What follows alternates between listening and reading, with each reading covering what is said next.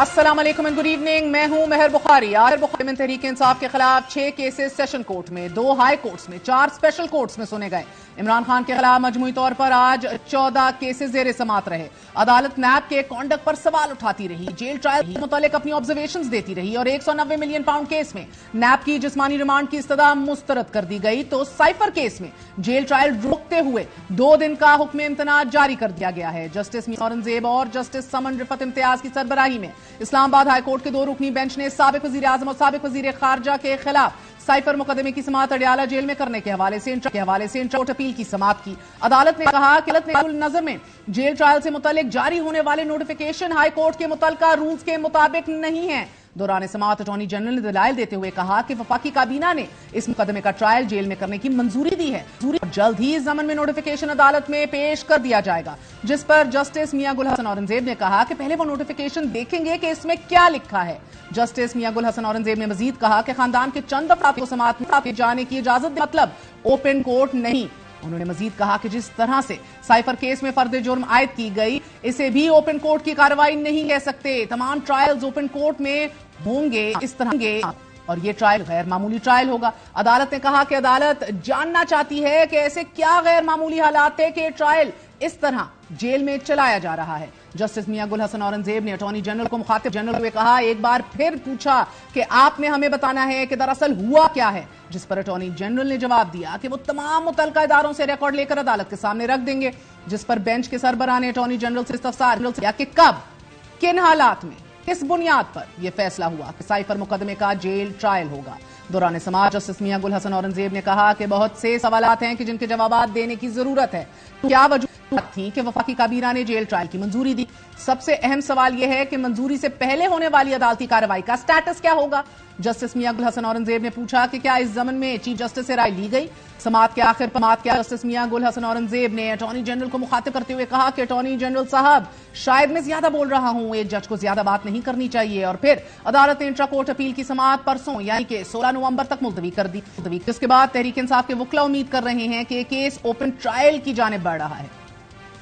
इनका एक बुनियादी तकाजा है कि ट्रायल ओपन हो। जब तक ऐसा ना हो तो तारीखी में की गई ट्रायल जो है वो कोई जो है नहीं है। अदालत ने इस बात का नोटिस दिया कि अटॉर्नी जनरल साहब के वकील कल कैबिनेट ने यह फैसला किया है कि ट्रायल जेल में हो, तो फिर आज दिन तक की ट्रायल कैसे जेल में होती रही अगर काबीना का फैसला कल हुआ है। चालान जमा कराया गया, जो चार्ज फ्रेम किया गया, ये सब कुछ कैसे मुमकिन हो गया। अगर ये फैसला होता है कि गैर आईनी तरीके से हुई है तो अब तक की गई तमाम कार्रवाई को हज़फ करना होगा। दीगर मुकदमों और इस किस्म की जो गिरफ्तारियां हैं उन पर भी असर होगा।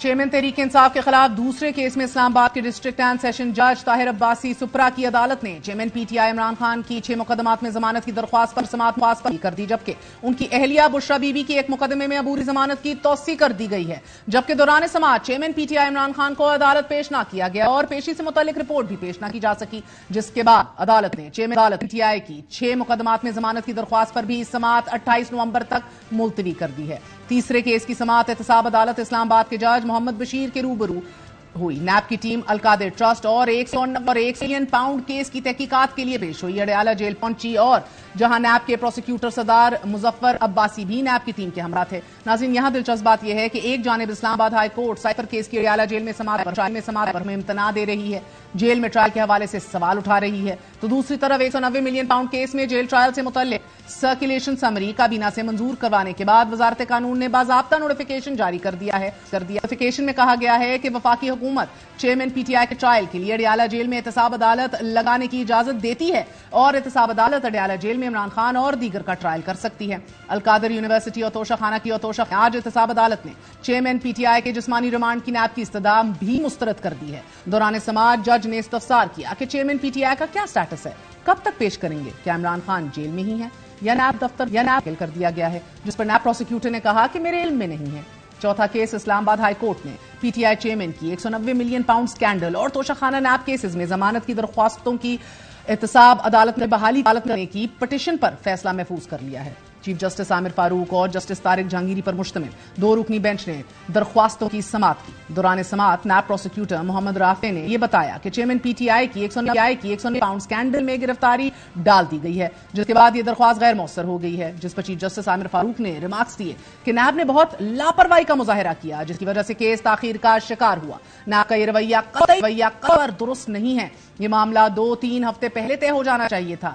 نیب کا یہ کنڈکٹ ہے تو غیر مناسب، ہمیں وزارت قانون کے نمائندے کو معاملہ حل کرنے کے لیے طلب کرنا پڑا۔ دوران سماعت جسٹس طارق جہانگیری استفسار کیا کہ آپ توشہ خانہ کیس میں ضمانت بحالی پر دلائل دے رہے ہیں، دوسرے کیس میں تو گرفتاری ہو چکی، جس پر وکیل شہباز کھوسا نے کہا کہ جس کیس میں گرفتاری ہو چکی ہے اس کیس میں دلائل دے رہا ہوں۔ ہماری دونوں طرف نیب نے ایک ہی قسم کا اعتراض اٹھایا ہے۔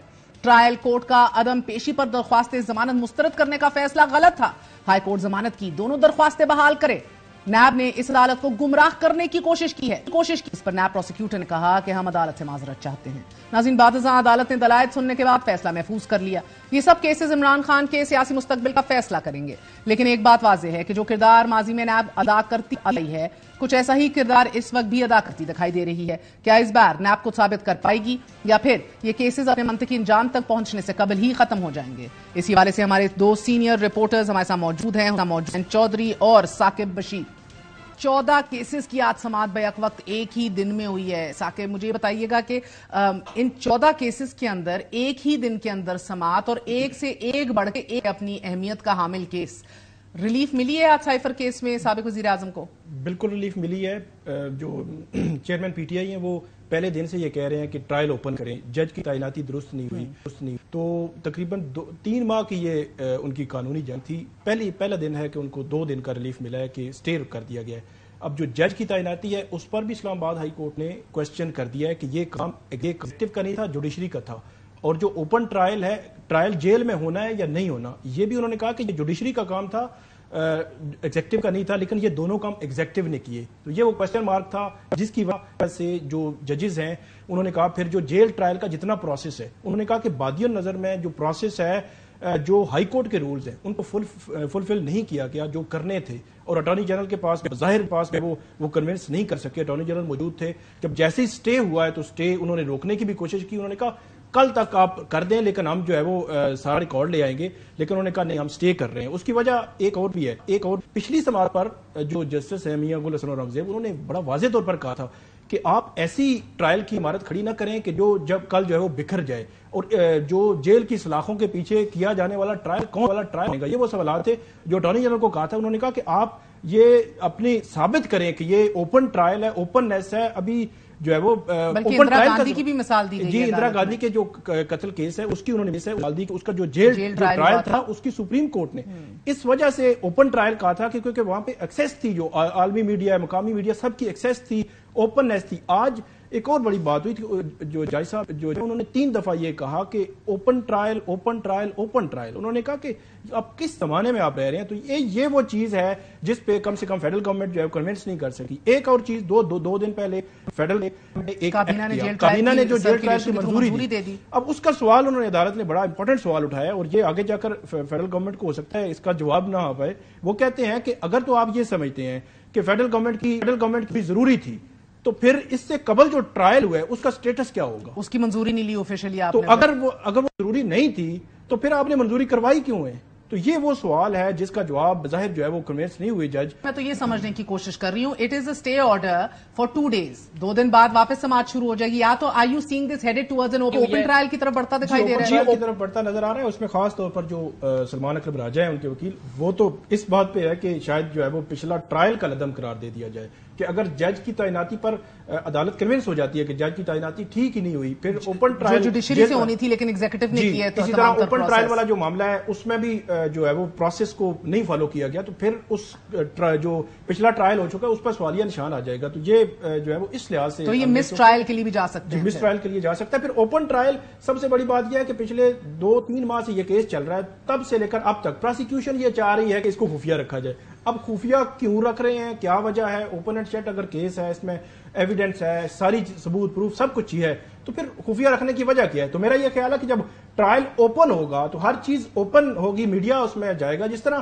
توشہ خانہ کا جب کیس چل رہا تھا یہاں پہ سیشن کورٹ میں, وہاں اوپن ٹرائل تھا, اس کو ہم نے کور کیا, اس کے اوپر آبزرویشن بھی دے سکتے ہیں بطور جرنلسٹ, بطور کورٹ رپورٹر, کہ یہ ٹرائل کس طرف جا رہا ہے, اس میں کون کون سی لکونز رہ گئے ہیں جن کو فلفل نہیں کیا گیا, آگے چل کر جو ہے وہ یہ ٹرائل تو اپیل میں کیس ختم ہو جائے گا. تو اسی طرح اس کیس میں بھی اب جو ایکوریٹ رپورٹنگ کے لیے ہمیں تو وہاں پہ موجودگی ضروری ہوتی ہے. تو بظاہر یہ ہے کہ جو جج صاحب کا جو ہائی کورٹ کا موڈ لگ رہا ہے وہ یہی ہے کہ وہاں پہ جو کورٹ رپورٹر ہیں, صحافی ہیں, ان کی موجودگی میں یہ ٹرائل جو ہے وہ آگے بڑھنا چاہیے. اب وہ ٹرائل جیل میں, اب ایک اور جیل ٹرائل تو حسین آپ کا 190 ملین پاؤنڈ کیس اور توشہ خانہ کا بھی جیل ٹرائل شروع ہونے جا رہا ہے. ادھر بھی صحافیوں کی موجودگی یا پریزنس کو یقینی بنانے کے لیے آج بات ہوئی ہے, اس میں آج جوڈیشل ریمانڈ مسترد کر دی ہے.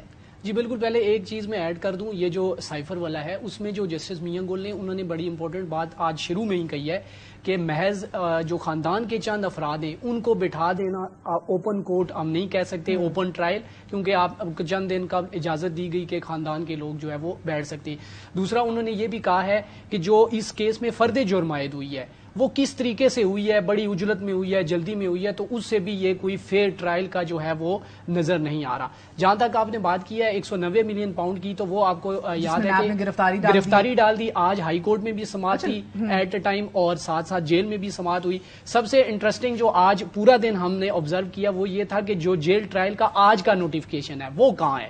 وہ سارا دن ہم کورٹ بھی گئے, دوسری کورٹ گئے, تیسری کورٹ, ہائی کورٹ گئے, وزارت قانون سے رابطہ ہوا, کہیں سے ہمیں نہیں نوٹیفیکیشن ملا. پھر ہمیں 1 سے 1:30 بجے پتا چلا کہ جو نیب ٹیم ہے وہ جیل پہنچ گئی ہے. اب جیل وہ کیسے پہنچی ہے, کوئی نوٹیفیکیشن ہوا ہوگا, وزارت قانون کی طرف سے کوئی نوٹیفیکیشن ابھی تک نہیں تھا. اور جو جج صاحب عدالت ہیں انہوں نے خود صحافیوں کو کہا کہ ابھی نوٹیفیکیشن نہیں آیا, ہم اس کا انتظار کر رہے ہیں. تھوڑی دیر بعد پتا چلا کہ جو جج صاحب ہیں وہ بھی چلے گئے جیل میں, اور پھر نوٹیفیکیشن آیا ہے 3:45 بجے. جب تقریباً اس کے بعد جب نوٹیفیکیشن 3:45 بجے جاری ہوا ہے وزارت قانون کی جانب سے, جب ہمیں ملا ہے, ہم نے رپورٹ کیا 3:45 بجے, 4 بجے تقریباً ہم نے رپورٹ کیا. اس وقت تک آپ یوں کہہ لیں کہ وہاں پہ آدھی سماعت جو ہے وہ ہو چکی تھی. سارا دن ہم یہ ڈھونڈتے رہے کہ سائفر کا تو ہمیں پہلے دن ہی مل گیا تھا کہ جیل ٹرائل ہوگا, اور جو آج نیب کا کیس کا جو ٹرائل کا نوٹیفیکیشن تھا وہ مل ہی نہیں رہا. ہم ساری کورٹس میں گئے, ہائی کورٹ گئے, وزارت قانون, ایون کہ نیب کے پاس بھی اس وقت نہیں تھا, اور صرف یہ بتایا گیا کہ نوٹیفیکیشن. مگر نیب کو قانونی طور پہ ملزم کو 24 گھنٹے میں پیش بھی کرنا ہوتا ہے. اب that is also out of the question. That's not happening now, نا. بالکل, وہ جو نوٹیفیکیشن. اور گرفتاری کیوں ڈالی ہے مجھے یہ سمجھا دیں سر, بیکاز بار بار نیب کی گرفتاریوں کے خلاف عدالتیں ریمارکس دیتی رہی ہیں, بات کرتی رہی ہیں. میاں صاحب کی گرفتاری کے اوپر بھی کوئی جلدی تو کیا ضرورت ہی نہیں تھی نیب کو.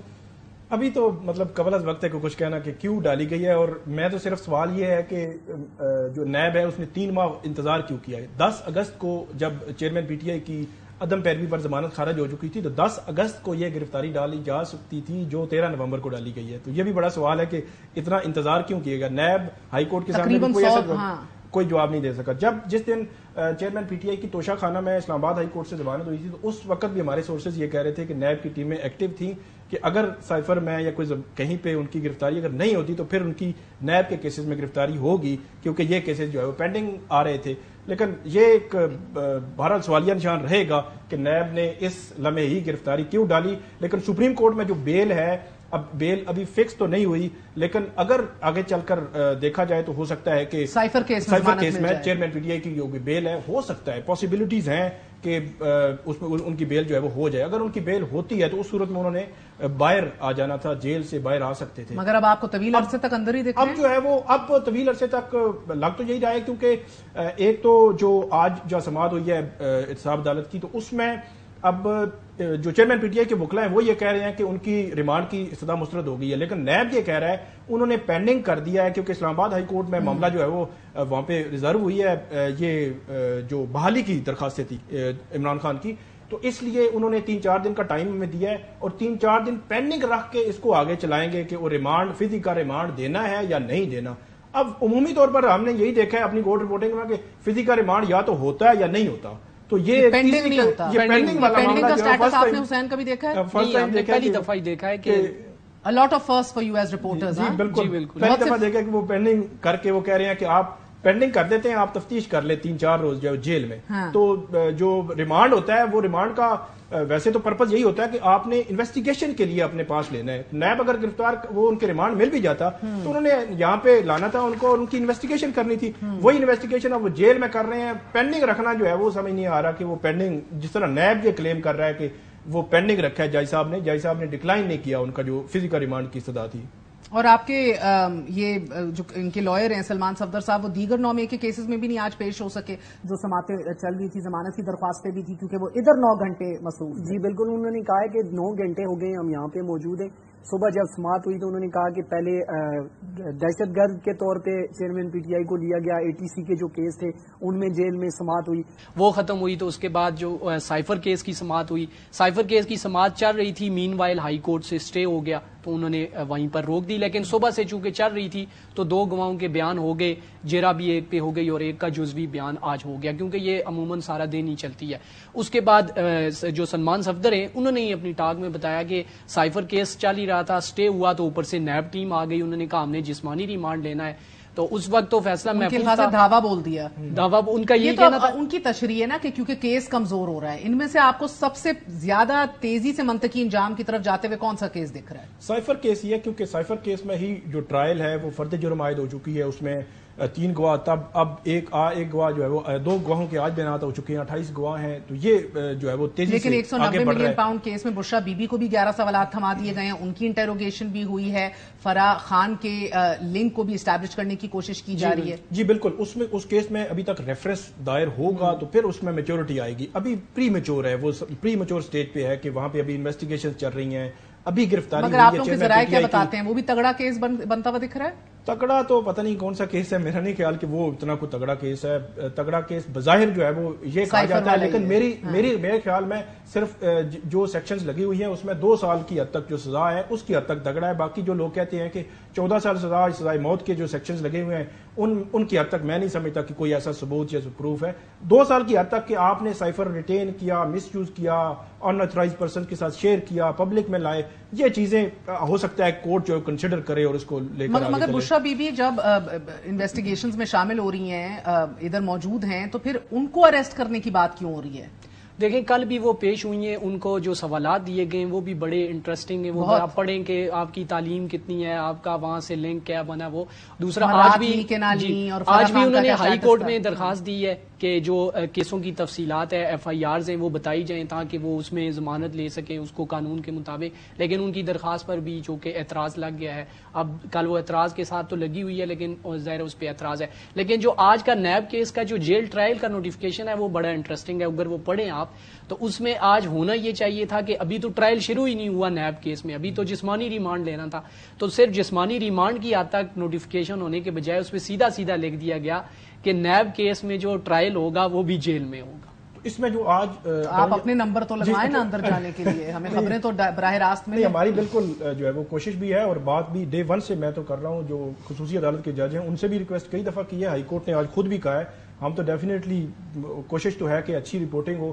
ایک چیز جو جیل میں کیوں ٹرائل ہو رہا ہے اس پر پورا ریکارڈ انہوں نے مانگ لیا, کیوں, کیسے, کب, کیوں, کس وجہ سے. سیکیورٹی بتائے جاتے ہیں. اب سیکیورٹی ریزن میں آپ کو ایک رپورٹ بتا دیتا ہوں. جو رپورٹ اس کے ساتھ لگی ہوئی ہے, فیڈرل کیبنٹ سے اپروول ہوئی ہے, اس میں ایک رپورٹ لگی ہوئی اسپیشل برانچ کی, وہ بھی بڑی عجیب ہی لگی ہے مجھے. اس میں وہ کہتے ہیں کہ جو ILF والے ہیں, یہ انصاف لائرز فورم, یہ جب چیئرمین پی ٹی آئی کو لایا جائے گا وہاں پہ جوڈیشل کمپلیکس میں, وہاں ان کا اکٹھے ہونے کا پروگرام ہے, تو وہ ایک مجمع بن جائے گا, تو وہ مجمع سیکیورٹی رسک بن سکتا ہے. تو میرا نہیں خیال کہ یہ ایک بات ہے کہ اس سے قبل پچھلے 1.5 سال میں انہوں نے کئی 100 کیسز میں وہ پیش ہوتے رہے ہیں اور یہاں پہ مطلب مجمع بھی لگتے ہیں. اب آپ لوگ بحیثیت court reporters jail trial NAB کا بھی دیکھ رہے ہیں. ایک دفعہ نیب کی کسٹڈی بھی یقینی ہو جائے تو پھر ایک طویل ترین عرصہ جیل میں ہی رہیں گے, اڈیالہ جیل میں ہی غالباً. مجھے نہیں لگتا کہ جیل ٹرائل جو ہے وہ نیب کا خاص طور پر نیب کے کیس کا, کیونکہ آفیشیل سیکرٹ ایکٹ میں پھر بھی ایک سیکشن ہے کہ آپ ایک سیکریسی ہے, آپ اس کو کر سکتے ہیں. لیکن نیب کا کس وجہ سے, مطلب ان کو جسٹیفائی کرنا پڑے گا. وہ جو میں نے 2 دن کی بات کی تھی, 2 دن میں ان کو جسٹیفائی کرنا پڑے گا, اس لیے انہوں نے اسٹے کیا ہے کہ آپ بتائیں کہ کس وجہ سے یہ کیا گیا ہے. ایک آخری بات میں ایڈ کر دوں, آج جو سائفر کیس کی, اگرچہ وہ خفیہ ہے لیکن وہاں سے خبریں آ رہی ہوتی ہیں. چیئرمین PTI جو ہے وہ 5 اگست سے وہاں پہ ہیں. آج پہلا دن تھا کہ ان کی جو فیملی ہے ان کے ساتھ انہوں نے تقریباً 6 سے 7 گھنٹے جو گزارے ایک ہی ٹائم پہ. پہلے یہ ہوتا تھا کہ تقریباً آدھے گھنٹے یا 40 منٹ کی ملاقات ہوتی تھی اور اس میں بھی بڑی جو ہے وہ لمیٹڈ سی ہوتی تھی اور لوگ بھی ہوتے تھے ساتھ.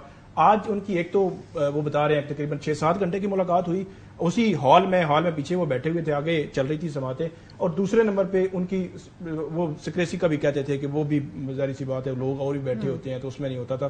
آج وہ یہ بتایا جا رہا ہے کہ وہاں وہ ہال میں تھے اور ہال میں فیملی کے ساتھ اور وہ ایڈجسٹ تو کر چکے ہیں بظاہر. سو آپ کو 8 فروری سے پہلے چیئرمین پی ٹی آئی نکلتے دکھائی دے رہے ہیں, کیسز در کیسز کی بھرمار ہے؟ نہیں بالکل, مجھے تو بالکل نہیں نظر آ رہے. ایک سے دوسرے سے تیسرا کیس جو ہے ان کا موجود ہے. کئی کیسز میں ان کی ضمانتیں جو ہے وہ خارج ہوئی ہیں, ہو سکتی ہیں مزید کیسز میں بھی 9 مئی کے کچھ کیسز ہیں, تو میرا نہیں خیال کہ 8 فروری سے پہلے جو ہے وہ باہر آ سکتے ہیں. آپ کا بھی یہی ایسا ہی ہے. بہت بہت شکریہ ثاقب اور حسین ہمارے ساتھ موجود تھے. ناظرین 2017 سے اب تک اگر کسی ایک اعلیٰ عسکری شخصیت کا نام پاکستان کے عدالتی اور سیاسی معاملات میں سب سے زیادہ سامنے آتا رہا ہے تو وہ نام جنرل ریٹائرڈ فیض حمید کا ہے.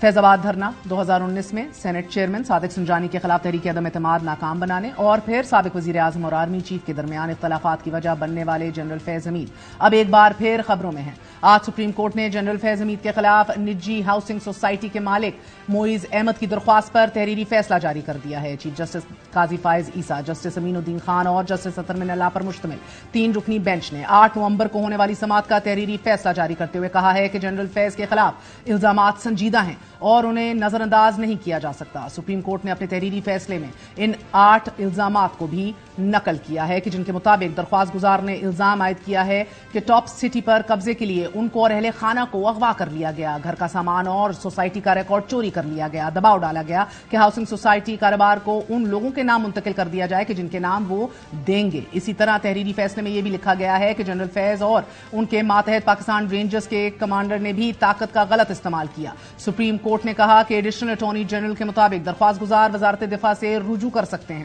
جبکہ تحریری فیصلے میں یہ کہا گیا ہے کہ درخواست آرٹیکل 184(3) کے معیار پر پورا نہ اترنے پر جنرل فیض حمید کے خلاف درخواست نمٹا دی جاتی ہے. حکم نامے میں یہ بھی کہا گیا ہے کہ درخواست گزار کی جانب سے سنگین نوعیت کے الزامات لگائے گئے ہیں کہ جو اگر ثابت ہو گئے تو اداروں اور وفاقی حکومت کی ساکھ کو نقصان پہنچے گا. سنجیدہ الزامات ہونے کے باعث انہیں نظر انداز نہیں کیا جا سکتا. حکم نامے کے مطابق ناظرین ایڈیشنل اٹارنی جنرل نے یقین دہانی کرائی کہ شکایت کنندہ کی درخواست پر کارروائی کی جائے گی اور اگر درخواست گزار وزارت دفاع سے رجوع کرے تو قانون کے مطابق شکایت کا جائزہ لیا جائے گا. ساتھ ہی فیصلے میں یہ بھی لکھا گیا کہ سپریم کورٹ کیس کے میرٹس کو چھیڑے بغیر یہ درخواستیں نمٹاتی ہے. A very short break, we're going to be right back.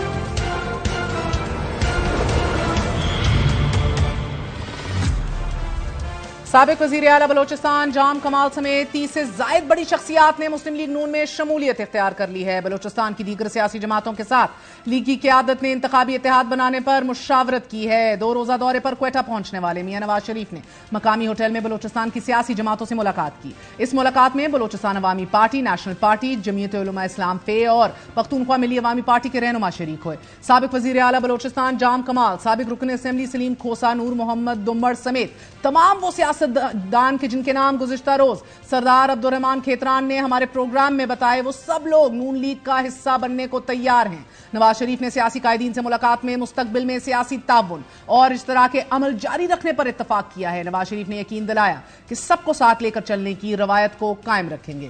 Balochistan کی ترقی ہمیشہ سے نون لیگ کو عزیز رہی ہے. بلوچستان سے اہم ترین سیاسی ڈیولپمنٹ ہے باپ پارٹی کے سرکردہ رہنماؤں کی مسلم لیگ نون میں شمولیت. یہ خبر دے رہی ہے کہ باپ پارٹی اب 2 واضح گروپس میں منقسم ہوتی دکھائی دے رہی ہے. ایک دھڑا نون لیگ سے جا ملا اور دوسرا گروپ باپ پارٹی میں رہتے ہوئے نون کا شریک سفر رہنے کو تیار ہے. نون لیگ میں شامل ہونے والے جام کمال گروپ کی باپ پارٹی سے دوریاں اس وقت شروع ہو گئی تھیں کہ جب عبدالقدوس بزنجو کی آشیرواد پر حکومتی اتحاد میں شامل 14 اراکین نے جام کمال کے خلاف تحریک عدم اعتماد پیش کی, مگر اس تحریک پر رائے شماری سے قبل ہی جام کمال نے اپنے عہدے سے استعفیٰ دے دیا اور عبدالقدوس بزنجو وزیر اعلیٰ بن گئے. خراب طرز حکمرانی کو جواز بنا کر اس تبدیلی نے باپ پارٹی کے وجود کو تقسیم کر دیا اور پارٹی کی کمان عبدالقدوس بزنجو کے ہاتھ میں چلی گئی. عبدالقدوس بزنجو نے اس سے پہلے 2018 میں بھی لیگی وزیر اعلیٰ ثناء اللہ زہری کے خلاف بھی بغاوت کی اور انہیں اقتدار سے چلتا کیا.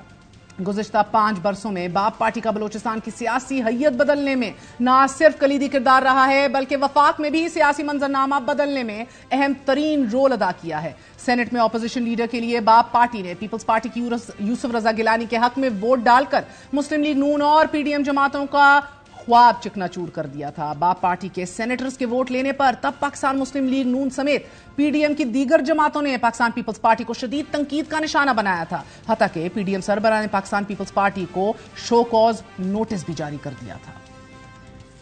सवाल यह है कि इस ब्लैक बॉक्स के अंदर इन वोटों पर किसने दबाव डाला कि 64 जो है वो 50 हो गए। 6 महीने पहले मैं कह चुका था कि मैं आपको चेयरमैन सेनेटशिप नहीं लेने दूंगा।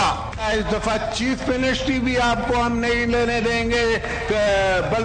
पंजाब की याद रखिएगा। एक छोटे से ओहदे के लिए आपने बाप से वोट ले लिए। अगर आपको ये ओहदा चाहिए था और इतनी बुरी तरह चाहिए था तो आप मोहम्मद नवाज शरीफ साहब से मांग लेते। सबसे ज्यादा जो पुरस्कार रवैया है वो आसिफ अली जरदारी साहब किसी नामालूम एजेंडे पे शायद काम कर रहे हैं।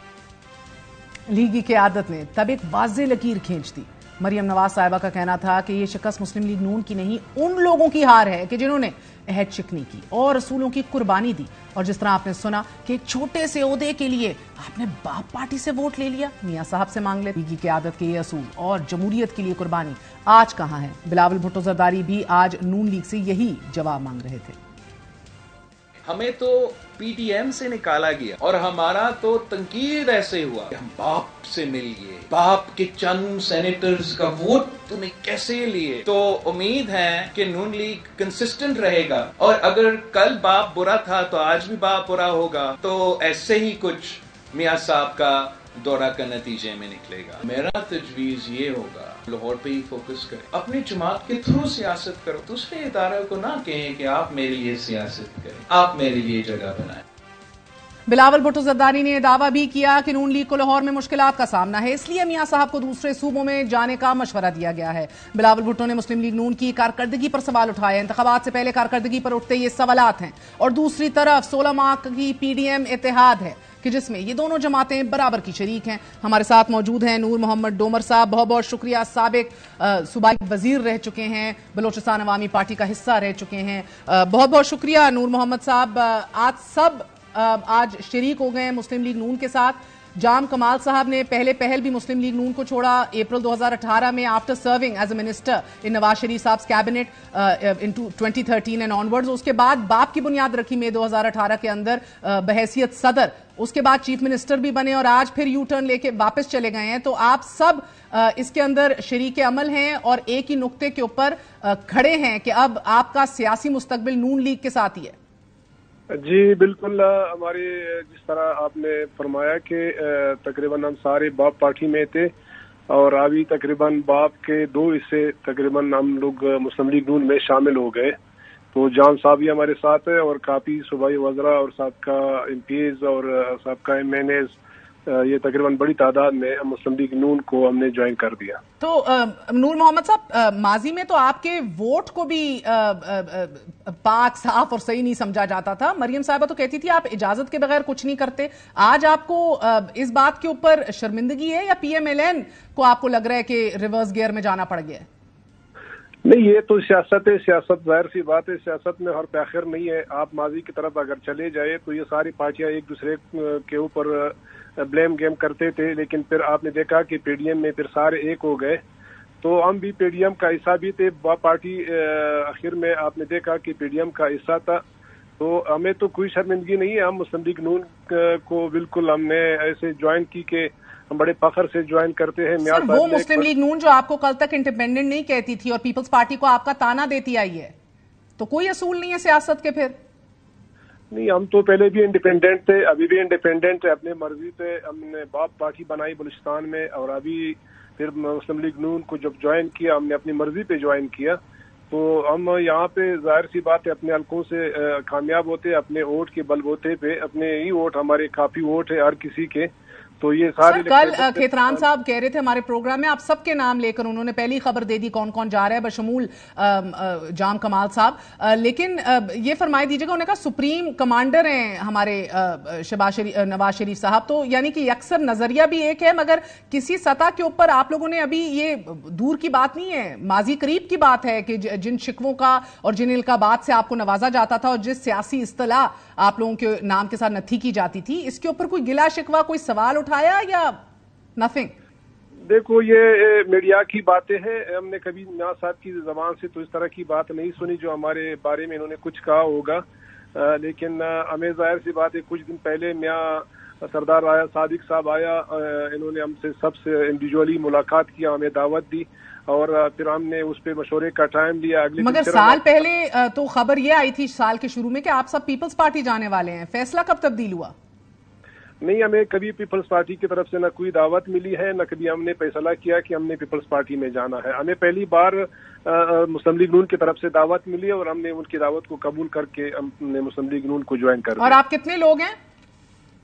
یہ تقریباً کوئی میرے خیال میں سابقہ صوبائی وزراء اور میں نے کل ملا کے کوئی 35-40 تک بن جاتی ہے میرے خیال میں۔ تو پیچھے باپ کوئی بچے گی یا ساری لے گئے؟ نہیں، باپ پارٹی کی بھی وجود تو اپنی جگہ پہ برقرار ہے، وہاں پہ بھی کافی لوگ سینیٹر ایم این اے موجود ہے اور کچھ سابقہ صوبائی وزراء اور ایم پی بھی موجود ہے، باپ پارٹی بھی اپنی جگہ پہ انٹیکٹ ہے۔ بہت بہت شکریہ نور محمد دومڑ صاحب، ایک وقفہ لیتے ہیں، وقفے کے بعد پیپلز پارٹی کے سینئر رہنما سے بات کریں گے۔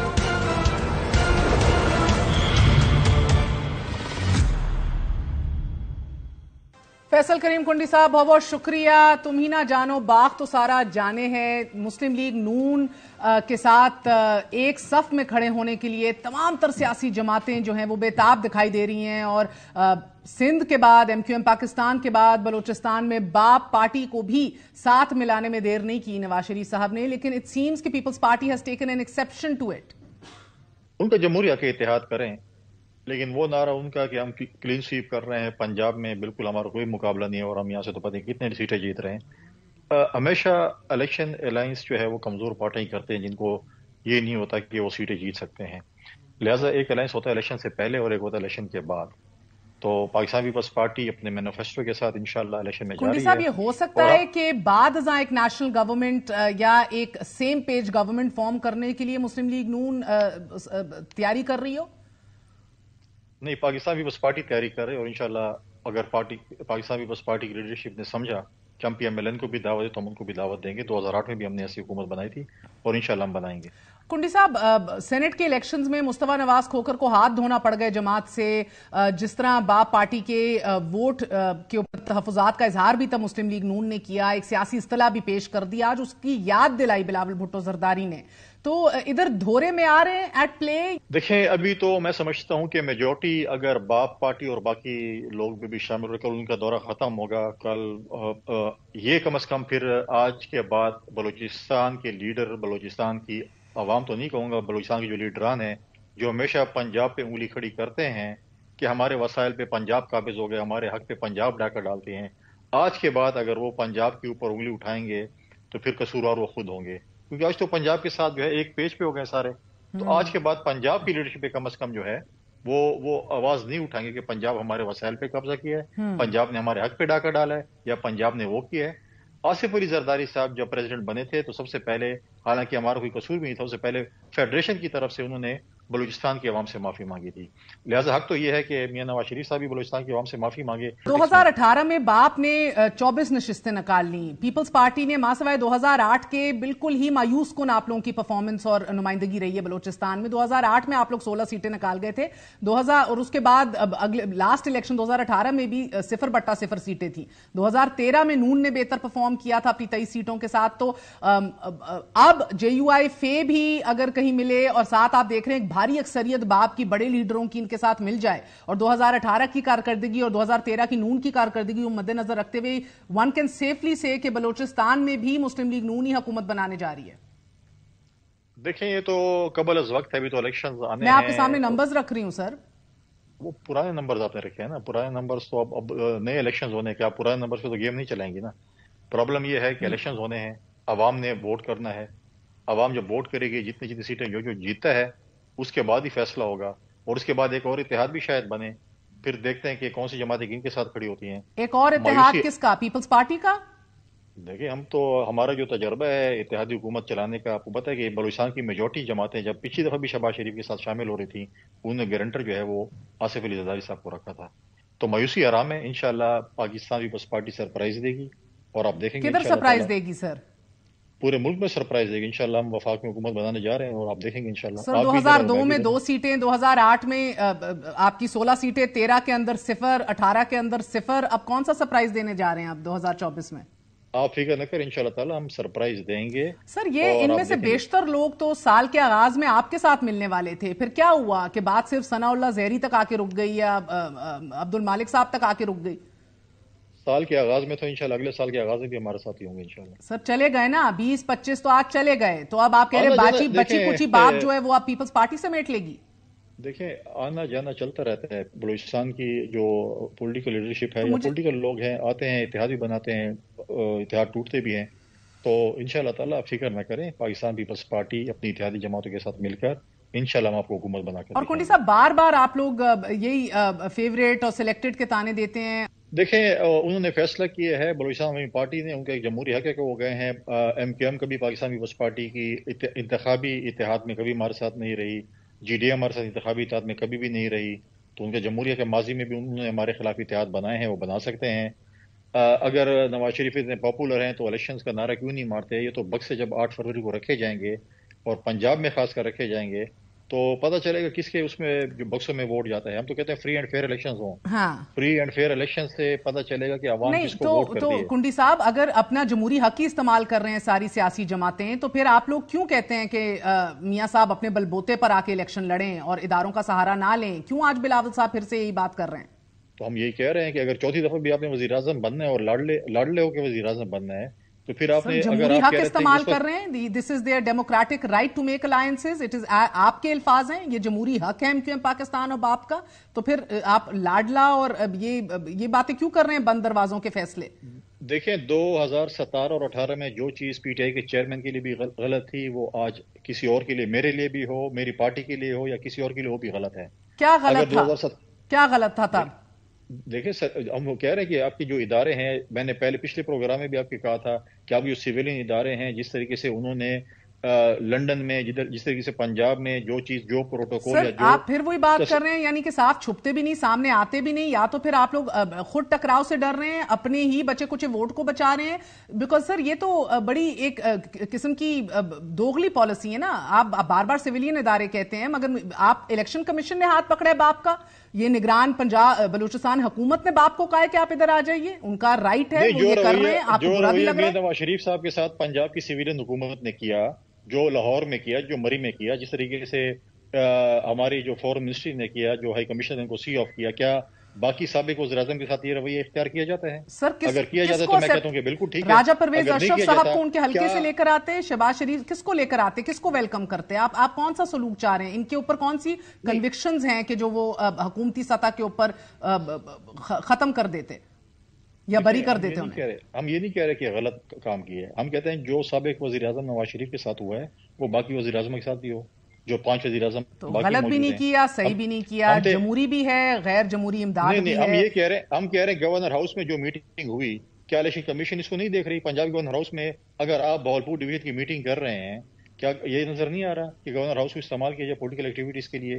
کیا کسی تو اس قسم کی اگر پولیٹیکل ایکٹیویٹیز کے لیے آپ گورنر ہاؤس بھی استعمال کریں، الیکشن کمیشن کو ایکشن نہ لے، آپ کا ہائی کمشنر بھی جو ہے وہ اس کو سی آف کرے، اس پہ بھی الیکشن کمیشن جو ہے کوئی بھی اس پہ کارروائی نہ کرے، آپ کے جو ہے ان کو پنجاب میں جس طریقے سے بیوروکریسی ریسیو کرتی ہے اس میں بھی الیکشن کمیشن جو ہے وہ کچھ نہ کرے، کیا میں یہ سوال کر رہا ہوں کہ کیا یہ نہیں کر سکتے؟ کیا یہ جائز؟ اگر جائز ہے تو پھر 5 وزیر اعظم اور بھی گھوم رہے تو ان کے ساتھ بھی یہ سلوک کیا جائے۔ تو اب آپ کو الیکشن کمیشن بھی ٹیم بی لگ رہی ہے مسلم لیگ نون کی؟ نہیں، میں یہ کہتا ہوں ہمیں الیکشن کمیشن پہ بالکل اعتماد ہے، لیکن ہم کہتے ہیں کہ جو گورنر ہاؤس میں یا اس قسم کی میٹنگز ہو رہی ہیں اس پہ تو کم از کم الیکشن کمیشن کوشچن لینا اعتماد ہے بھی اور نہیں بھی اسی طرح کی بات ہے سر. نہیں سر, آپ ایک بات ایک سانس میں ہاں بھی کرتے ہیں, دوسرے سانس میں نہ بھی کرتے ہیں. جس طرح آج نگران سندھ کے چیف منسٹر کے اوپر بلاول بھٹو زرداری نے بہت ان کی تعریف کی اور اس کے بعد تنقید کے نشتر بھی برسا دیے. وہ تو کہہ رہے ہیں کہ آپ لوگوں نے جس طرح تعلیم کا پورا محکمہ ہے, صحت کا محکمہ ہے, وہ منہ چڑھا رہا ہے آپ لوگوں کی کارکردگی کا پچھلے 25 سال کی.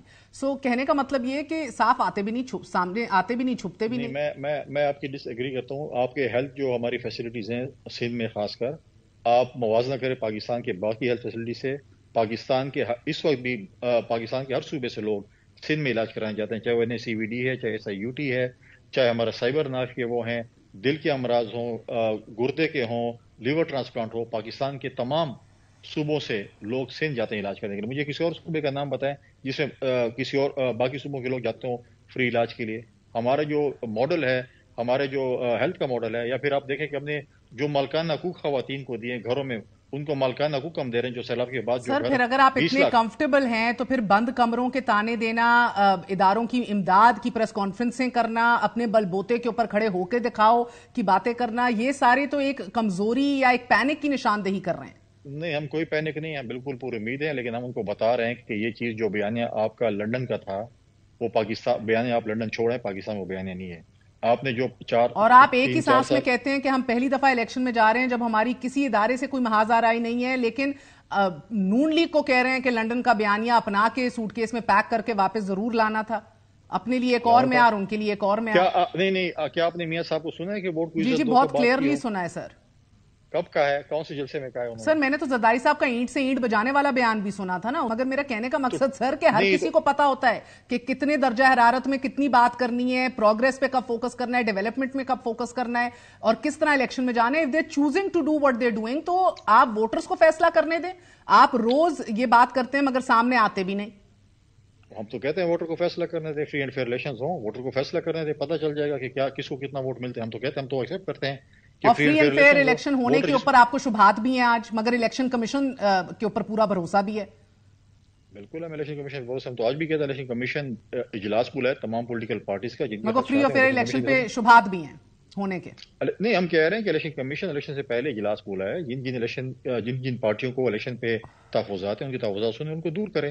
بہت بہت شکریہ, آپ نے گفتگو سنی فیصل کریم کنڈی صاحب کی. پیپلز پارٹی عجیب کشمکش کا شکار ہے, ساتھ چھپتی بھی نہیں, سامنے آتی بھی نہیں, لیکن کارکردگی پر بھی سوالات اٹھا دیے گئے ہیں. نگران وزیر اعلیٰ سندھ مقبول باقر نے پیپلز پارٹی کی حکومت میں شعبہ صحت کے بعد آج تعلیمی شعبے کی کارکردگی پر بھی سوالات اٹھا دیے ہیں. نگران وزیر اعلیٰ نے سندھ کے تعلیمی نظام پر سوال اٹھاتے ہوئے کہا ہے کہ یہ شعبہ بری طرح تباہ ہو چکا ہے.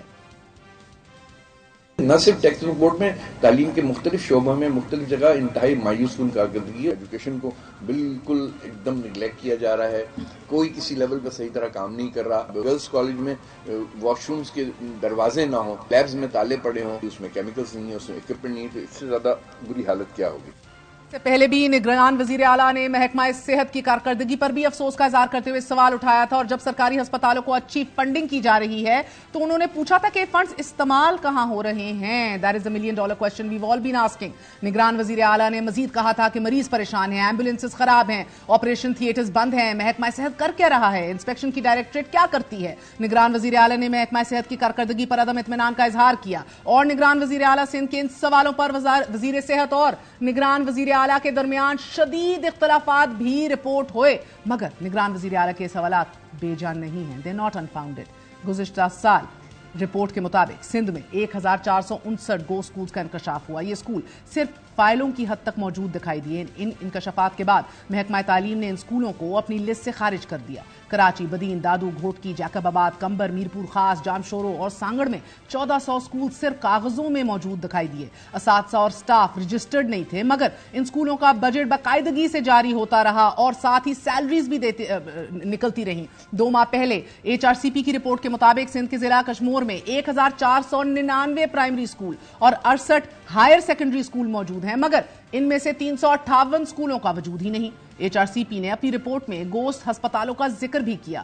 ہم نے بھی ناظرین سیلاب کے دوران کمبر, شہزاد کوٹ سمیت بہت سے اضلاع کا دورہ کیا اور اپنی آنکھوں سے دیکھا کہ لاکھوں لوگوں کی سہولت کے لیے اربوں روپے خرچ کر کے بنائے جانے والے سرکاری ہسپتال میں صرف ایک ڈاکٹر موجود ہمیں دکھائی دیا, and that too during an emergency. اور ہسپتال کی عمارت میں سیلاب زدگان پناہ گزین رہے. تو ڈاکٹر کہاں ہیں ایمرجنسی کے؟ آپ اکیلے ہیں ابھی ڈیوٹی پہ؟ جی میں اکیلا ہوں یہاں پہ. 3 لاکھ کی آبادی ہے ادھر کمبر میں, آپ اکیلے کافی ہیں؟ یہاں پہ شارٹیج بہت ہے, سو ایم ایس نے کئی بار نوٹیفائی کیا ہوا ہے, وہاں سے ریسپانس کم آ رہی ہے. اوپر سے اس چیز کی شارٹیج ہے, ڈاکٹرز کی بہت شارٹیج ہے. ٹیچنگ اسکول بھی ہے یہ. ابھی آپ اگر دیکھیں گے تو ان کے کیمپسز, ان کی ہاؤسنگ سوسائٹیز اندر ابھی تک پانی سے بھری ہوئی ہیں.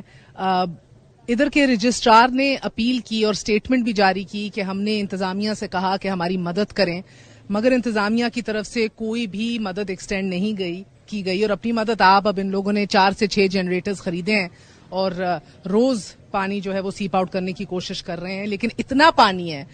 حیرت کی بات یہ ہے کہ جو سرکاری امارات, جو سرکاری یونیورسٹیز, کالجز آپ بی بی محترمہ کے نام پہ رکھتے ہیں, ان کے نام کے اوپر آپ یہ رکھتے ہیں, ادھر بھی نکاسی آپ کی اولین ترجیح نہیں ہے. بچوں کی پڑھائیاں رکی ہوئی ہیں, ینگ کالج اسٹوڈنٹس کی میڈیکل کی پڑھائیاں جو شدید پرائیورٹی کے اوپر اور ٹائم سینسٹیو ہوتی ہیں, سب کچھ ایٹ اے اسٹینڈ اسٹل ہے. مگر ادھر ابھی تک سرکار کی طرف سے 10 دن ہو گئے ہیں, ایک بھی مشین نہیں بھیجی گئی, ایک دفعہ بھی ابھی تک کوشش نہیں کی گئی کہ ایٹ لیسٹ کام تو شروع کرایا جائے.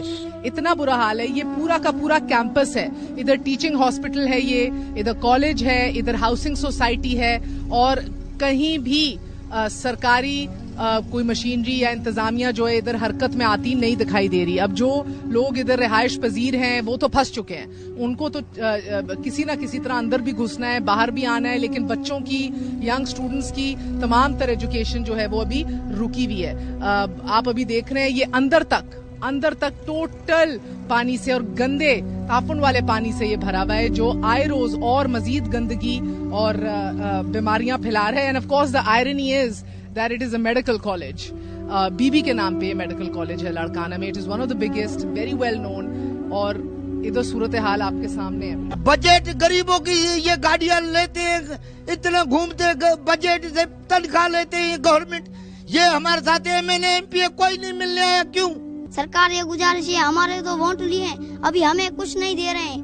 ابھی جب ہمارے پہ وقت آیا ہے تو ہمیں کچھ کیوں نہیں دے رہے ہیں؟ جو بھی آتا ہے ہمارا تماشا دیکھ کے چلا جاتا ہے کہ یہ غریب لوگ کیسے مرتے ہیں, کیسے تڑپتے ہیں, ہماری مدد نہیں کرتے. بلاول صاحب آیا تھا, مراد علی شاہ آئے تھے, اس کے ساتھ تھے, تماشا دیکھ کے چلا گئے, پھر واپس صبح آئیں گے.